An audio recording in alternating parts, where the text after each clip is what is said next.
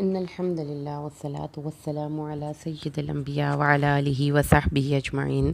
अम्मा बाद फ़अऊज़ु बिल्लाहि मिनश शैतानिर रजीम। बिस्मिल्लाहिर रहमानिर रहीम। इंशाअल्लाहुर रहमान आज के इस लेसन में हम सूरतुल बक़रा आयत 222 का तर्जुमा पढ़ते हैं। इस आयत के पहले हिस्से को हमने बड़ी डिटेल में पिछले 2 लेसन्स में पढ़ लिया था। आज के इस लेसन में इस आयत का आखिरी हिस्सा इंशाअल्लाह हमारे ज़ेर बहस होगा। इन्नल्लाहा युहिब्बुत तव्वाबीना व युहिब्बुल मुततहिरीन। बेशक अल्लाह तबारक व तआला तौबा करने वालों और पाक साफ़ रहने वालों से मोहब्बत करता है। तो आज के हमारे इस टॉपिक में इंशाअल्लाह हम सफाई के बारे में गुफ्तगू करेंगे और इस्लामिक माशरे में एक सफाई की क्या इम्पोर्टेंस है, क्या वक़्त है और क्या अहकामात हैं, हम उसके बारे में बात करते हैं। जैसा कि हम सबको पता है कि इस्लाम दीन फ़ितरत है, इस्लाम साफ़ सुथरा मज़हब है और इस्लाम एक ऐसा मज़हब है जिसमें वो अपने मानने वालों को हर तरीके से साफ़ सुथरा रहने का हुक्म देता है। इसमें किसी किस्म की कोई गंदगी बर्दाश्त नहीं करता। हम लोगों के लिए नमाज़ पढ़ने की एक शर्त अव्वल यही है कि उसके कपड़े नमाज की जगह और वो जहाँ पर आप पढ़ रहे हैं वो साफ़ सुथरा हो। हर एक मोमिन मुसलमान जो नमाज के लिए अल्लाह के हुज़ूर हाज़िर होता है उसको अपना जिस्म मुकम्मल तौर पर साफ़ करना होता है। किसी किस्म की कोई आलाइश या गंदगी हो तो वो नमाज की हालत से पहले उसको साफ़ करेगा, वॉश करेगा। अगर वो इंटरनल आलाइश या गंदगी होगी और अगर उसको गुस्ल की हाजत होगी तो वो अल्लाह तबारक व तआला से मुलाकात से पहले अपने आप को मुकम्मल तौर पर साफ़ करेगा। इस हद तक इस सफाई का नमाज के साथ कनेक्शन है कि वो बंदा जो नमाजी होता है वो इतना केयरफुल हो जाता है कि वो किसी ऐसी जगह से गुज़रते वक़्त अपने कपड़ों को बहुत अच्छे तरीके से समेट के गुजरेगा जहाँ पे उसको इस चीज़ का एहतमाल भी हो कि उसके कपड़ों को गंदगी का छींटा भी ना पड़ जाए। किसी गंदे पानी से गुज़रते वक़्त उसके अंदर एक तरह से इकराह या कैफ़ियत की कैफ़ियत पैदा होती है और वह जब अपने अब नमाज की जगह पर जाने से पहले वो लाज़मी बात है अपने आप को मुकम्मल तौर पे वॉश करता है। तो ये चीज़ें दरअसल हमारे मज़हब इस्लाम का एक तुर्रा इम्तियाज़ हैं। इस्लामिक माशरे में जो एक मुसलमान है, जो एक मोमिन है उसकी ज़िंदगी एक मुकम्मल तौर पे बैलेंस्ड, मुकम्मल तौर पे डिसिप्लिन्ड और मुकम्मल तौर पे साफ़ सुथरी हो। तो जो एक मोटिवेशनल लेक्चर्स हमें लेक्चर देते हैं और जो हमें सेल्फ़ ग्रूमिंग के कोर्सेज़ करवाते हैं कुछ लोग, वो सब के सब जितने भी अच्छी बातें, जो अच्छे असूल की बातें हैं, वो सब की सब हमारे मज़हब इस्लाम से निकली हैं। हमारे मज़हब ने ये एक बात को जब हम अब डिस्कस करूँगी तो मैं इसको 2 पार्ट्स में लेकर चलूँगी। एक पार्ट होगा जो स्पेसिफ़िकली अहादीस की रोशनी में हम देखेंगे कि तहारत कैसे हासिल की जाती है। किसी चीज़ में कोई जानवर, कोई कुत्ता मुँह लगा जाए तो वो कैसे साफ़ किया जाएगा। बिल्ली अगर किसी चीज़ के अंदर चली जाए, किसी चीज़ में चूहा गिर जाए, किसी औरत के बच्चे छोटा बच्चा और उसके कपड़ों पर वो पेशाब कर दे तो किस तरह से वो उस चीज़ों को साफ़ सुथरा करेगी। क्योंकि यहाँ पर भी हमारे माशरे में लैक ऑफ गाइडेंस की वजह से बहुत से लोग अपनी तरीक़ों को मज़हब का नाम दे देते हैं कि सफाई करने के लिए आपको 7 दफ़ा अपना बर्तन वॉश करना है, 7 दफ़ा कपड़े धोने हैं। इस किस्म की बहुत सी बातें हमें सुनने को मिलती हैं। दूसरी तरफ हम अपनी जब सोशल हैबिट्स की भी बात करेंगे और पर्सनल हैबिट्स की बात करेंगे कि जो एक बंदा साफ़ सुथरा होता है एक्चुअली वो एक सफाई और सुथराई कुछ आदात का नाम नहीं है मोअज़्ज़ज़ लिसनर्स। सफाई और सुथराई दरअसल एक लाइफ़स्टाइल है। जो बंदा इस लाइफ़स्टाइल को वियर कर लेता है वो फिर हर सिचुएशन में साफ़ सुथरा रहता है। ये नहीं होता कि वो अपने घर को साफ़ रखता है और बाहर गंद डालता है, वो ऐसा नहीं होता। एक मोमिन जो होगा वो ऐसा नहीं होगा कि वो सिर्फ़ अपनी ज़ात की सफाई या अपने घर की सफाई का ख़्याल रखे, वो एक हाईली डिसिप्लिन्ड इंसान होता है। तो इसलिए इस्लाम के इस हुक्म के साथ जब अल्लाह की मोहब्बत जुड़ जाएगी तो आपको वो बहुत से ऐसे काम करने भी ईज़ी हो जाएंगे जो आपको नहीं करने आसान या आपको करने मुश्किल हैं। तो सबसे पहली तो चूँकि मेरे इस ग्रुप में बहुत सी मदर्स हैं तो मैं आपसे इस हिसाब से भी मेरी थोड़ी सी डिस्कशन होनी चाहिए इसलिए कि जब हमारा बेबी बच्चा छोटा होता है हम उसको सबसे पहले जो सफाई और सुथराई के बारे में बताते हैं, हम उसको वॉशरूम ट्रेनिंग देते हैं कि आपने अपने आप को कैसे वॉश करना है। तो जो हम एक दफ़ा उसको वॉशरूम ट्रेनिंग देते हैं और बाय द टाइम जब वो बड़ा होता है तो हमें ये बात समझ लेते हैं कि अब उसको ये ट्रेनिंग हो गई है। लेकिन जो चीज़ मैंने अपने मुशाहिदे में नोट की है वो ये है कि एक सर्टन एज के बाद हम अपने बच्चों को गाइड करना छोड़ देते हैं। मिसाल के तौर पर अगर एक बच्चा टीन्स में चला गया है, एडोलसेंट पीरियड में चला गया है, तो हम उसके बारे में बहुत सी बातें प्रिज्यूम कर लेते हैं और अज्यूम कर लेते हैं कि ये तो इसको पता ही होगा। अगर आपने उसको नहीं बताया तो आप ये सोचिए कि उसको कैसे पता होगा। लिहाजा अगर बॉयज़ हैं, आपके बेटे हैं और वो अब जवान हो रहे हैं और जवानी की एज में चले गए हैं, तो ये आपकी ज़िम्मेदारी बनती है कि आप उसको सफाई और सुथराई के सारे असूल जो इस्लाम ने बताए हैं उसको वाज़िया तौर पर खोल के बताएं कि ये चीज़ गंदगी की कैफ़ियत है और ये सफाई की कैफ़ियत है। जब आपके ऊपर ये कैफ़ियत तारी हो जाएगी तो आपको अपने आप को साफ़ करना है। लाइकवाइज आपकी बेटियां हैं, तो जो उनकी एज पड़ती है उसके हिसाब से आपको उसको सफाई और सुथराई के बारे में प्रॉपरली गाइड करना है। ठीक है, आपको उसको बताना है कि उसको अपना वॉशरूम कैसे यूज़ करना है। ये बहुत छोटी छोटी सी कॉमन सी बातें हैं, लेकिन मुझे आपसे ये शेयर इसलिए करनी पड़ती हैं कि मैंने अपने ऑब्जर्वेशन में देखा है कि बहुत बड़े बड़े लड़के, बहुत बड़ी बड़ी लड़कियाँ जिनको कि अपने आप को साफ़ सुथरा रखने का जुनून होता है, वॉशरूम उनके घर जाकर देखें तो अस्तगफिरुल्लाह। मतलब आप एक यंग बच्चा और बच्ची को वॉशरूम की ट्रेनिंग दे रहे हैं, लेकिन हमने उनको ये नहीं सिखाया कि आप अपने वॉशरूम को आपके जाने के बाद वॉशरूम से गंदी स्मेल नहीं आनी चाहिए। ये भी बीइंग पेरेंट्स आपकी ज़िम्मेदारी है। अपने बच्चे को टाइम एंड अगेन चेक करें, इतना चेक करें कि वो अपनी वॉशी ठीक करता है कि नहीं करता। और इवन कि जब एक बच्चे को आपने वॉशरूम यूज़ करना सिखाया है तो आपने उसको ये भी बताना है कि जब आप वॉशरूम किसी और के साथ शेयर कर रहे हैं, मिसाल के तौर पर एक वॉशरूम में और 4 5 6 लोग उसको यूज़ कर रहे हैं, तो प्लीज़ अपनी वजह से किसी दूसरे को इनकन्वीनियंस में ना डालें कि आपका कोई गंद कोई और साफ़ करे। ये हमारे घरों में, हमारी जगहों पे जहाँ पे ज़्यादा लोगों एक वॉशरूम यूज़ करते हैं, ये बहुत बड़ा मसला है। वॉशरूम की सफाई का ध्यान नहीं रखा जाता। तो ये वो ट्रेनिंग का पार्ट है जो आपको बीइंग पेरेंट्स अपने बच्चों को सिखाना है।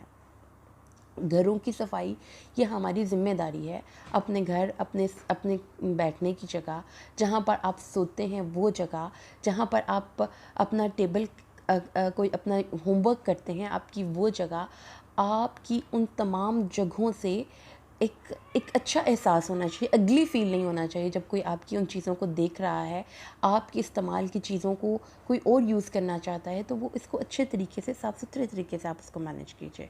और ये मैं आपको फिर मतलब ये चीज़ वॉशरूम के यूज़ के हवाले से आपने अपने बच्चों को ट्रेन करना है। अगर आपके बॉयज़ हैं, लड़के हैं, बच्चे हैं, उनको बताएं कि आप वॉशरूम यूज़ करते हैं, आप कोई भी प्राइवेट काम करते हैं वहाँ पे, तो please do yourself a favour and do the favour to the others कि उसको आप जब आप लीव कर रहे हो उस वॉशरूम को तो उसको क्लीन करके निकलिए।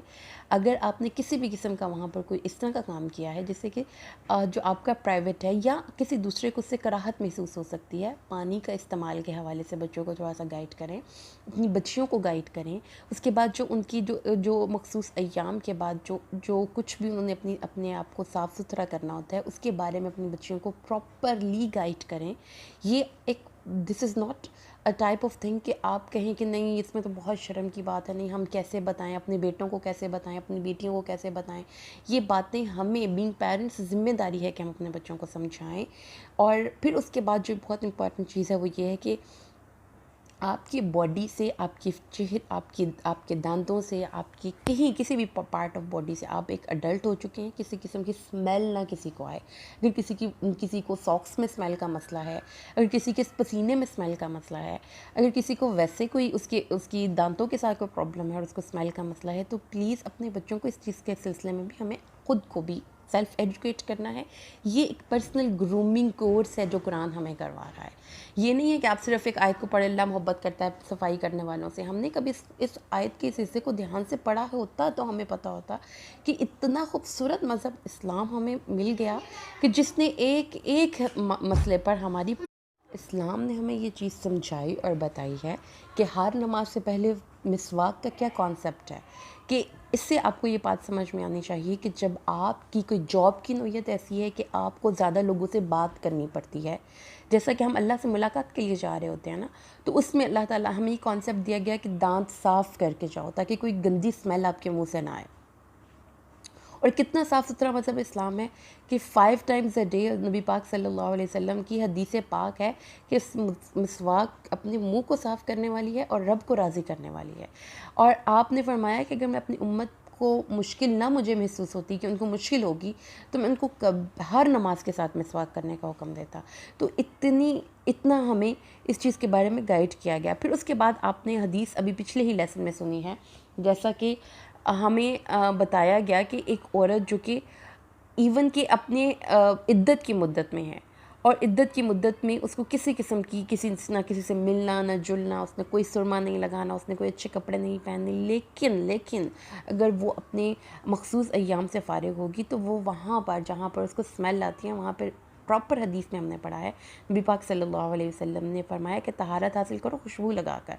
तो इससे हम ये इस्तदलाल करते हैं कि वो जगह जहाँ पे कि आप हो बीइंग फ़ीमेल, ये एहतमाल नहीं है कि कोई मेल इंटरेक्शन होगी कि गैर मर्द आपकी ज़्यादा इंटरेक्शन होने के चांस है, तो आप वहाँ पर बहुत लाइट सी अपने आप के लिए कि अगर आपके पसीने की स्मेल से कोई दूसरा बंदा परेशान होता है, जो ख़ास तौर पे वो फ़ीमेल जो कि अबाया लेती हैं, तो चूँकि वो एक मोटे स्टफ़ का बना हुआ होता है तो इस वजह से उसमें जल्दी स्मेल आ जाती है, क्योंकि उसमें पसीना ज़्यादा आता है, गर्मी का मौसम है हमारे पाकिस्तान में, तो एक मखसूस स्मेल जो एक अबाया पहनने वाली ख़वातीन है उनसे आती है। ये एक ओडोर है, ये गंदी स्मेल है और इसको कभी भी आप ना समझें कि आप किसी ये स्मेल आएगी तो आप अल्लाह के करीब होंगे किसी भी हवाले से। उसकी 2-3 वजूहात हो सकती हैं हमारे अबाए से स्मेल क्यों आती है। या तो हम इतनी केयर नहीं करते, हमने जो नीचे कपड़े जैसे गंदे मंदे पहने होते हैं उसके ऊपर ही हमने अबाया ओढ़ लिया, हमने कभी अपने आप को नीचे से कपड़ों को साफ़ नहीं किया क्योंकि हमने कौन सा कपड़े उतारने हैं, तो शायद उन कपड़ों की स्मेल की वजह से बाकी लोग डिस्टर्ब हो रहे हैं। और ये तो कोई ऐसी बात नहीं है जो कोई किसी को बताएगा कि आपसे स्मेल आ रही है तो आप प्लीज़ अपने आप को वॉश किया करें। ये तो वो सिर्फ एक अनकम्फर्टेबल फीलिंग है जो कि जब आप जहाँ पे भी जाते हैं तो आप अपने साथ साथ लेकर जाते हैं। तो आपने अपने आप को एक ग्रूम करना है। इस्लाम किसी भी अब हमने ये देखा कि नबी पाक सल्लल्लाहु अलैहि वसल्लम ने बाकायदा जब किसी सफ़र से आते थे तो डायरेक्ट घरों में नहीं फ़ौरन चले जाते थे, मस्जिद में आते थे और आकर बाकायदा घरों तक इत्तला पहुंचती थी। हत्ता कि रसूलुल्लाह की हदीस मौजूद है कि आपने सहाबा को मना किया कि डायरेक्ट घरों में ना जाओ, जो सुबह के सारे दिन की काम की हुई तुम्हारी वाइफ है वो अपने बाल बना ले और जिसका खामा देर से बाद आया है वो औरत अपने आप को साफ़ कर ले, मतलब इंटरनल साफ़ कर ले, एक्सटर्नल साफ़ कर ले। ये हमारा मज़हब इस्लाम का हुस्न है। तो सेल्फ़ ग्रूमिंग करनी है। इस्लाम में के करीब आने का मकसद ये नहीं है कि आप गंदे हो जाएं, या इस्लाम में करीब आने का मकसद ये नहीं है कि हम अगर कहें कि औरत अगर अपन इस्लाम ने मना कर दिया कि इसने तो कोई किसी किस्म का परफ्यूम यूज़ नहीं करना, तब उसे अब अगर उसे पसीने की स्मेल का प्रॉब्लम है तो कोई उसके पास ना बैठ सके। अगर वो अबाया ओढ़ती है तो वो इसलिए अपने आप को साफ़ सुथरा ना रखे कि कोई गैर मर्द ना मेरी खुशबू सूंघ ले। ऐसा कुछ इस्लाम में नहीं है। आपको एक नफ़ासत अपनी ज़ात में लानी है। ये हमारे मज़हब इस्लाम का एक अल्लाह ताला ख़ुद नफ़ीस है और वो नफ़ीस चीज़ों को पसंद करता है। अब आप ये देखें, नबी पाक सल्लल्लाहु अलैहि वसल्लम ने ऐसी चीज़ें खाने से अपने आप को रोका जिससे स्मेल आती थी। जैसा कि आप प्याज नहीं खाते थे और आप कहते थे मैं मना भी नहीं करता, लेकिन चूँकि मैंने अल्लाह से रात को मुनाजात करनी होती है तो मैं प्याज नहीं खाऊंगा। ऐसे ही आप मस्जिद में लहसुन खा कर नहीं जाते थे क्योंकि आपसे स्मेल ना आए। तो जो ये कॉन्सेप्ट नबी पाक सल्लल्लाहु अलैहि वसल्लम ने फरमाया, मुझे महबूब है, औरत महबूब है, मरगूब है, मुझे खुशबू लगाना महबूब है, मरगूब है। जुम्मे की नमाज़ में भी जब जाने का हुक्म आया तो उसमें भी यही है कि अपना बेहतरीन लिबास पहने, या अय्युहल्लज़ीना आमनू खुज़ू ज़ीनतकुम इंदा कुल्ली मस्जिद, कि अपने आप को साफ़ सुथरा रखें। मस्जिद में जाने से पहले अपने आप को नहाएं, अच्छा सा परफ्यूम लगाएं। ये लड़के और जो औरतें मस्जिद में जाती हैं वो अपने आप को साफ़ सुथरा करके जाएं ताकि उनसे किसी किस्म की कोई स्मेल ना आए, उनके कपड़े प्रेस हों। मतलब एक नफ़ासत आपकी पर्सनालिटी का एक सेकंड पार्ट होनी चाहिए और ये हमें हमारा मज़हब सिखाता है। ये एक मजहबी फ़रीज़ा समझ के अदा किया करें। अच्छे लिबास पहनना एक मजहबी फ़रीज़ा समझ के अदा किया करें। अपना नहाना धोना, सफाई सुथराई अपने आप को इसलिए किया ना करें, जब आप इसको कनेक्ट कर दें कि अल्लाह की मोहब्बत के साथ, तो यकीन माने आपका नहाना भी इबादत हो जाएगा, आपके दांतों को ब्रश करना भी इबादत हो जाएगा। आप अपने बालों में कंघी करते हैं, अपने आप को साफ़ सुथरा करते हैं। क्यों? इन्नल्लाह युहिब्बुल मुतत्तहिरीन, अल्लाह को पाक साफ़ तहारत वाले लोग पसंद हैं। तो इसीलिए जब हम वज़ू भी करते हैं तो उसके बाद की दुआ भी यही है, अल्लाहुम्मा जअलनी मिनत तव्वाबीना व जअलनी मिनल मुतताहिरीन, ऐ अल्लाह मुझे साफ़ सुथरे लोगों में शामिल फरमा।